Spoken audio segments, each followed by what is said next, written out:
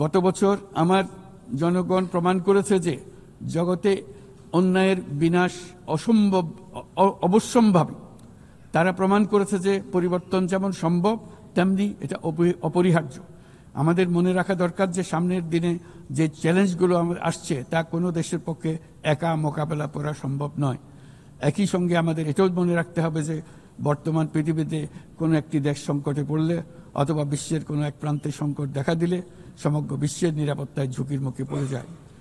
আমাদেরকে ৩-০ পৃথিবী গড়ার স্বপ্ন নিয়ে অগ্রসর হতে হবে। তরুণরা ৩-০ বাস্তবায়নের সৈনিক হয়ে বড় হবে। তাদের সামনে থাকবে শূন্য কার্বন, শূন্য সম্পদ কেন্দ্রীভূতকরণ ও শূন্য বেকারত্ব। এর ভিত্তিতে তারা গড়ে তুলবে তাদের পৃথিবী। ৩-০ পৃথিবী গড়া জাতিপুঞ্জের সকলের স্বপ্ন হোক, এই কামনা ব্যক্ত করে আমার বক্তব্য এখানে শেষ করছি। সবাইকে ধন্যবাদ, অসংখ্য ধন্যবাদ।